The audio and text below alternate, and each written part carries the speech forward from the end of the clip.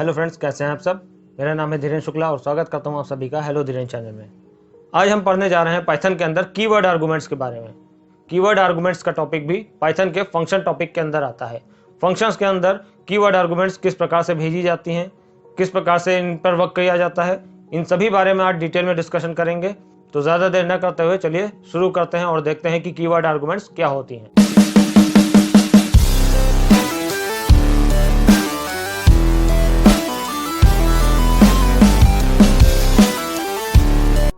तो फ्रेंड्स, अब हम आ गए हैं अपने कंप्यूटर की स्क्रीन पर। तो सबसे पहले ओपन कर लेते हैं सबलाइन टेक्स्ट एडिटर। ये लास्ट टाइम हमने पढ़ा था आर्बिट्ररी आर्गुमेंट्स के बारे में, जिसमें हम फंक्शन की कॉलिंग के टाइम पर मल्टीपल वैल्यूज सेंड कर रहे थे, लेकिन भेजी जाने वाली वैल्यूज की संख्या हमें अगर पहले से नहीं मालूम है, ऐसे केस में फंक्शन की डेफिनेशन के अंदर पैरामीटर के स्थान पर जो हम वेरिएबल देते हैं उसके आगे लगा देते हैं एस्ट्रिक। जिससे क्या होता है, जिससे ये वेरिएबल मल्टीपल वैल्यूज को लेने के लिए तैयार हो जाता है और भेजी जाने वाली जितनी भी वैल्यूज हैं उन सभी वैल्यूज को एक साथ ये एक्सेप्ट कर लेगा एक टपल के रूप में। और तब हम फंक्शन के अंदर जा करके एक टपल की सभी इंडिविजुअल वैल्यूज को जैसे एक्सेस करते हैं उनके इंडेक्स नंबर के द्वारा, उसी प्रकार से हम उन्हें एक्सेस कर पाते थे। तो आज हम पढ़ने जा रहे हैं कीवर्ड आर्गुमेंट्स के बारे में। चलिए सबसे पहले एक नई फाइल ओपन कर लेते हैं। मैं प्रेस करता हूँ Ctrl+N शॉर्टकट। यहाँ पर हम पढ़ने जा रहे हैं कीवर्ड आर्गुमेंट्स के बारे में। तो मैं कमेंट्स में लिख देता हूँ। चलिए सबसे पहले फाइल को करते हैं सेव। Ctrl+S प्रेस करते हैं। हमारे पास डायलॉग बॉक्स आया। हमारे पास वही लोकेशन पेन है जहाँ पर हमें अपनी फाइल को सेव करना है।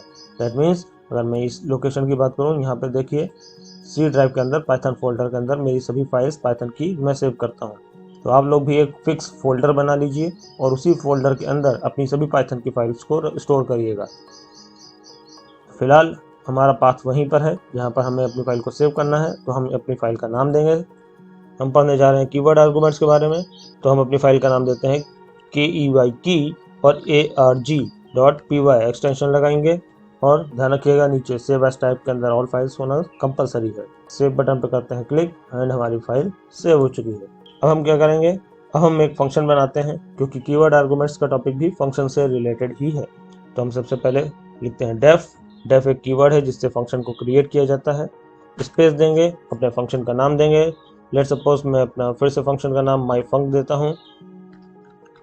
आप अपने फंक्शन का नाम कुछ भी दे सकते हैं, लेकिन ध्यान रखिएगा कि फंक्शन के नेम के बीच में स्पेस नहीं होना चाहिए। पैरेंथेसिस लगाते हैं एंड आखिरी में लगाते हैं कोलन और फंक्शन के अंदर आते हैं। लेट्स सपोज मैं प्रिंट लिखता हूँ, डबल कोट्स के अंदर एक मैसेज देता हूँ हेलो, और एंटर की प्रेस करके फंक्शन के बाहर आता हूँ। अभी हम फंक्शन के अंदर हैं। अगर यहाँ पर कुछ हम स्टेटमेंट लिखेंगे तो वो फंक्शन के अंदर माना जाएगा, लेकिन मुझे अपने फंक्शन की कॉलिंग करनी है तो फंक्शन की कॉलिंग उसके बाहर से करेंगे। तो हम डेफ कीवर्ड के नीचे आ गए और यहाँ पर हम अपने फंक्शन को कॉल करेंगे। लिखेंगे अपने फंक्शन का नाम एंड लगाएंगे पैरेंथेसिस। ये हमारा फंक्शन कॉल हो गया। फाइल को करते हैं सेव एंड आते हैं अपने कमांड प्रॉम्प्ट पे। हमारी फाइल सेव है, देखिएगा सी ड्राइव के अंदर पाइथन फोल्डर के अंदर। तो हम अपने कमांड प्रॉम्प्ट पे आते हैं।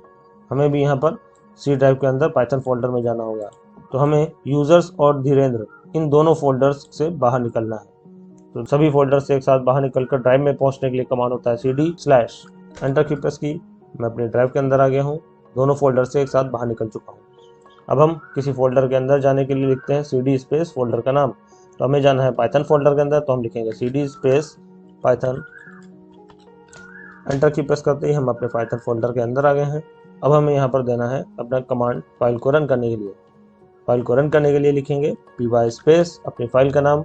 हमारी फाइल का नाम है KEY की ARG.py। एंटर की प्रेस करते ही हमारा देखिए आउटपुट हेलो मुझे मिल रहा है। तो चलिए देखते हैं कीवर्ड आर्गुमेंट्स क्या होते हैं। कीवर्ड आर्गुमेंट्स के टॉपिक में हम ये देखेंगे कि फंक्शन की कॉलिंग के टाइम पर जब हम वैल्यूज भेजते हैं, लेट्स सपोज हमने अपना नाम भेजा, हमने अपनी एज भेजी। एज एक इंटीजर वैल्यू है इसलिए हम इसे डबल कोट के अंदर नहीं लिखेंगे। मैंने अपनी सैलरी भेजी, लेट्स सपोज कि मैं 35,000 लिख देता हूँ। ये भी एक इंटीजर वैल्यू है तो इसे भी हम बिना डबल कोट के लिखेंगे। मैं अपनी सिटी भेज देता हूँ। सिटी एक टेक्स्ट मैसेज होगा। सिटी है हमारी लखनऊ। ये एक स्ट्रिंग वैल्यू है इसलिए हमने डबल कोट लगाया हुआ है। तो फिलहाल हम इन 4 वैल्यूज़ को यहाँ से भेज रहे हैं। इन 4 वैल्यूज़ को एक्सेप्ट करने के लिए अगर हम सिंगल वेरिएबल देना चाहें तो हमें एस्ट्रिक लगाना पड़ेगा। लेट सपोज हम अपने वेरिएबल का नाम डिटेल्स देते हैं। ये होता था आर्बिट्रेरी आर्गुमेंट्स। अब डिटेल्स नाम का जो वेरिएबल हमने दिया है वो यहाँ से भेजी जाने वाली सभी वैल्यूज को एक साथ एक्सेप्ट कर पाएगा और एक टपल क्रिएट करके फंक्शन के अंदर पहुंचा देगा। अगर मैं यहाँ पर डिटेल्स लिखता हूँ यानी कि अपने वेरिएबल को प्रिंट कराता हूँ तो हमें भेजी जाने वाली सभी वैल्यूज एक टपल के रूप में देखने को मिलेंगी। ये देखिए पैरेंथेसिस के अंदर हमें सभी वैल्यूज मिल रही हैं यानी कि ये एक टपल है। अगर मैं इसके आगे टाइप लगा देता हूँ तो आप देख सकते हैं कि डिटेल्स एक टपल के रूप में आती है। ये देखिए हमें क्लास इसका टपल मिल रहा है। दैट मीन्स डिटेल नाम के वेरिएबल के अंदर जो वैल्यूज आ रही हैं उनका टाइप टपल है। लेकिन फिलहाल हमें ये नहीं पढ़ना है, हमें पढ़ना है कीवर्ड आर्गुमेंट्स के बारे में। कीवर्ड आर्गुमेंट्स क्या होते हैं ध्यान से सुनिएगा। मैं अपने वेरिएबल को हटा देता हूँ। कीवर्ड आर्गुमेंट्स में ये बोला जाता है कि फंक्शन की कॉलिंग के टाइम पर अगर आप सभी वैल्यूज किसी वेरिएबल को असाइन कर देते हैं। लेट सपोज मैं यहाँ पर एक वेरिएबल देता हूँ नेम इक्वल टू इतना हो जाए। ये क्या है, एज है, तो लेट सपोज एज नाम का वेरिएबल दिया मैंने, एज बराबर इतना हो जाए। ये हमारी सैलरी है तो लेट सपोज इसके लिए हम सैलरी वेरिएबल देते हैं, सैलरी बराबर इतना हो जाए। और ये है हमारी सिटी तो हम सिटी वेरिएबल देते हैं, ये इतना हो जाए। तो हमने जो वैल्यूज भेजी हैं उनको किस वेरिएबल में स्टोर किया है, नेम को नेम नाम के वेरिएबल में, इसी तरह से एज वेरिएबल, सैलरी वेरिएबल और सिटी वेरिएबल। तो हमने अपनी सभी वैल्यूज को किसी न किसी वेरिएबल को असाइन कर दिया है। अब ये वेरिएबल्स नेम, एज, सैलरी और सिटी हम यहाँ पर भेज सकते हैं।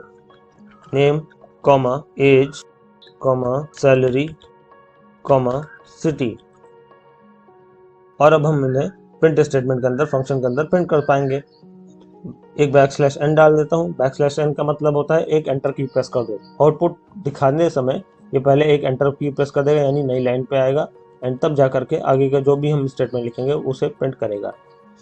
हम लिखते हैं एक स्टेटमेंट, माई नेम इज, ये डबल कोट के अंदर एक मैसेज है, कॉमा नेम, तो लिख के आएगा माई नेम इज, उसके बाद नेम जो मैंने भेजा है धीरेन्द्र, तो धीरेन्द्र प्रिंट हो जाएगा, फिर कॉमा, फिर एक डबल कोट के अंदर एक मैसेज देता हूँ। अब एज पे हमें प्रिंट करनी है, जो एज प्रिंट करना चाहते हैं हम उसे भी एक नई लाइन में, तो फिर से हम क्या करेंगे एक बैकस्लैश एन लगा देते हैं ताकि माई नेम इज धीरेन्द्र इतना प्रिंट होने के बाद एंटर की प्रेस करके नई लाइन पर हमारा कर्सर पहुंच जाए। इसके लिए हमने दोबारा बैकस्लैश एन लगाया है। अब ये नई लाइन पर पहुंचने के बाद फिर से प्रिंट करें क्या, एज इज, स्पेस दिया, कॉमा लगा करके एज वेरिएबल की वैल्यू प्रिंट हो जाए, फिर कॉमा, फिर डबल कोट के अंदर एक मैसेज, फिर से एक बैकस्लैश एन लगाएंगे ताकि हमारा कर्सर नई लाइन पे पहुंच जाए। और यहाँ पर हम प्रिंट करेंगे salary is space comma salary variable की value comma city. City print करने के लिए फिर से अगेन वही बैकस्लैश एन लगाएंगे, नई लाइन पे जाने के लिए लिखेंगे city is comma city variable. File को करते हैं सेव एंड आता है कमांड प्रॉम्प्ट पे। यहाँ पर हम अपनी फाइल को रन करके देखते हैं। ये देखिए my name is Dhirendra, age is इतना, सैलरी इतनी है, सिटी इतनी है। हमारे पास जितनी भी वैल्यूज हमने सेंड करी थी उन सभी वैल्यूज को हम रिसीव कर पा रहे हैं। यहाँ पर मैं फंक्शन के अंदर जो मैंने प्रिंट स्टेटमेंट लिखा हुआ है, कई स्टूडेंट्स को ये समझ में नहीं आया होगा, इसके लिए मैं जरा इसको समझा देना चाहता हूँ कि देखिए डबल कोट के अंदर जितना भी हमने लिखा हुआ है वो एक मैसेज है, जस्ट जैसा हम लिखेंगे वो वैसा ही प्रिंट होगा। जितने भी व्हाइट कलर के आपको दिख रहे हैं ये सभी वेरिएबल्स हैं। इन सभी वेरिएबल की वैल्यूज फंक्शन की कॉलिंग के टाइम पर जो हमने यहाँ से भेजी हैं वो वैल्यूज आएंगी। तो जितने भी व्हाइट कलर के वेरिएबल दिख रहे हैं इनकी वैल्यूज यहाँ से भेजी जा रही है, जैसे कि धीरेन्द्र 30, 35,000 एंड लखनऊ।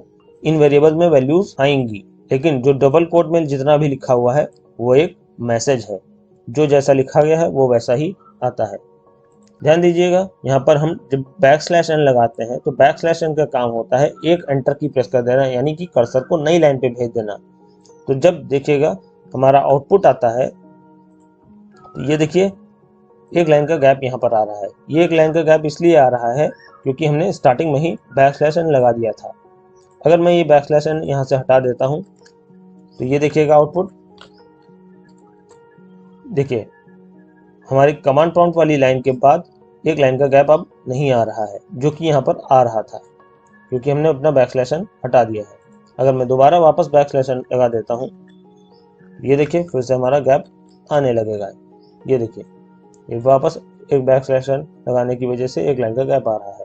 तो एक लाइन का गैप आया, उसके बाद मैसेज लिख करके आया कि मेरा नाम है, यानी माई नेम इज, उसके बाद इस वेरिएबल की वैल्यू, नेम नाम के वेरिएबल में आया था धीरेन्द्र, तो यहाँ पे लिख के आ जाएगा धीरेन्द्र। तो लिख के आएगा sentence my name is Dhirendra, इतना लिख करके आ जाएगा। ये देखिए पहली लाइन पे माई नेम इज धीरेन्द्र लिख करके आ रहा है। उसके बाद जब कर्सर आगे पहुंचेगा यहाँ पर, तो उसको एंटर की प्रेस करके नई लाइन पे भेजने के लिए हमने क्या किया, वेरिएबल की वैल्यू जब प्रिंट हो जाए उसके बाद फिर से एक डबल कोट में मैसेज चालू किया और इसमें लिखा है बैक स्लैश एंड एक बार और कर्सर को नई लाइन पे भेज दो। तो यहाँ पर कर्सर हमारा नई लाइन पे फिर से यहाँ पर आ गया। यहाँ पर आने के बाद लिख करके आएगा एज इज, एज है कितनी है, एज के अंदर आ रहा है 30, तो एज वेरिएबल की वैल्यू 30 प्रिंट हो जाएगी। फिर लिख के आ जाएगा एज इज 30। ये देखिए सेकंड लाइन पे हमारा एज इज 30 लिख करके आ रहा है। फिर से जैसे ही एज इज 30 लिखने के बाद कर्सर हमारा आगे यहाँ पर पहुंचा, इस पोजीशन पर आने के बाद हमने फिर से एक बैक स्लैश लगा के कर्सर को नई लाइन पे भेजा है, ताकि हमारी जो आगे का स्टेटमेंट यानी सैलरी है वो नई लाइन पर आए। तो ये देखिए एज प्रिंट करने के बाद हमने फिर से एक बैक स्लैश लगाया है, तब जाकर हमने मैसेज दिया है सैलरी इज क्या, सैलरी वेरिएबल की वैल्यू यानी कि 35,000, सैलरी इज 35,000 लिख करके आ जाएगा। ये देखिए नई लाइन पर सैलरी 35,000 आ रहा है। फिर से जैसे ही कर्सर लास्ट में यहाँ पर पहुंचेगा, तो यहाँ पर कर्सर पहुंचने के बाद फिर से हमें नई लाइन पे भेजना है, तब हमें सिटी प्रिंट करनी है। इसलिए हमने सिटी प्रिंट करने से पहले देखिए दोबारा एक बैक स्लैश लगाया है, ताकि कर्सर नई लाइन पे पहुंच जाए और तब लिख करके आए सिटी इज, सिटी वेरिएबल की वैल्यू यानी कि लखनऊ, सिटी इज लखनऊ हमारा नई लाइन पे आ रहा है। ये देखिए यहाँ पर हम ये ना करके चाहे तो हम इस स्टेटमेंट को अलग अलग भी लिख सकते हैं। लेट सपोज मैं इसको कमेंट कर देता हूँ और दोबारा मैं यहाँ पर समझाने के लिए लिखता हूँ प्रिंट डबल कोट के अंदर माई नेम इज कॉमा नेम। आप यहाँ पर कॉमा की जगह पर प्लस ऑपरेटर का भी प्रयोग कर सकते हैं, क्योंकि यहाँ पर जो डबल कोट में लिख के दिया है वो एक स्ट्रिंग है और नेम नाम के वेरिएबल के अंदर भी क्या है, एक स्ट्रिंग वैल्यू ही है। नेक्स्ट लाइन पे जाते हैं, नेक्स्ट प्रिंट लगाते हैं, प्रिंट डबल कोट के अंदर एज इज, यहाँ पर अगर मैं प्लस ऑपरेटर लगा करके तब मैं एज को लिखता हूँ तो यहाँ पर आ जाएगी एरर। क्यों? क्योंकि एज इज तो एक मैसेज है यानी स्ट्रिंग वैल्यू है, जबकि एज वेरिएबल के अंदर एक इंटीजर वैल्यू आ रही है। तो स्ट्रिंग और इंटीजर को प्लस ऑपरेटर कॉन्कैटिनेट नहीं कर पाता है और एरर दे देता है, इसलिए हमें यहाँ पर कंपलसरी कॉमा ही लगाना पड़ेगा, क्योंकि कॉमा स्ट्रिंग, इंटीजर और फ्लोट इन सभी को एक साथ प्रिंट कर सकता है। नेक्स्ट लाइन पे जाते हैं, लिखते हैं एक और प्रिंट। यहाँ पर हमें प्रिंट करना है सैलरी, तो डबल कोट के अंदर लिख के आएगा सैलरी इज। अब देखिए सैलरी इज भी क्या है, एक स्ट्रिंग वैल्यू है, इसके साथ सैलरी वेरिएबल के अंदर जो वैल्यू जा रही है वो एक इंटीजर वैल्यू है, तो ये भी यहाँ पर एरर देगी। प्लस ऑपरेटर नहीं लगा करके हम यहाँ पर भी कॉमा ही लगाएंगे। नेक्स्ट लाइन पे आते हैं, फिर से लिखते हैं एक प्रिंट। यहाँ पर हमें प्रिंट करना है सिटी इज। सिटी इज भी एक स्ट्रिंग वैल्यू है क्योंकि डबल कोट में लिखी गई है, और इसके साथ जो इसके अंदर वैल्यू आ रही है वो भी एक स्ट्रिंग है, इसलिए यहाँ पर हम प्लस ऑपरेटर का प्रयोग कर सकते हैं। तो यहाँ पे लिख दिया सिटी। तो आउटपुट देखते हैं, ये देखिए सभी वैल्यूज हमारी प्रिंट हो रही हैं। सिटी इज के बाद स्पेस नहीं आ रहा है, तो इसके लिए हम क्या करना होगा, सिटी इज के बाद एक यहाँ पर लास्ट में स्पेस डाल देते हैं। तो चाहे हम ऐसे कर लें, 4 प्रिंट स्टेटमेंट लगा लें, चाहे हम सिंगल प्रिंट स्टेटमेंट के अंदर सभी वैल्यूज को लिख सकते हैं, दोनों चीजें सही हैं। मैं यहाँ पर इसको हटा देता हूँ। उम्मीद करता हूँ कि ये प्रिंट स्टेटमेंट आपको अच्छे से समझ में आ गया होगा।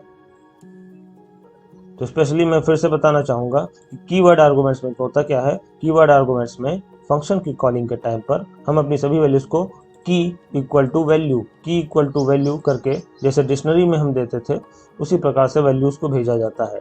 यानी हम अपनी सभी वैल्यूज को एक एक वेरिएबल को असाइन कर देते हैं और वही वेरिएबल हमें यहाँ पर फंक्शन की डेफिनेशन में पैरामीटर के तौर पर देना होता है।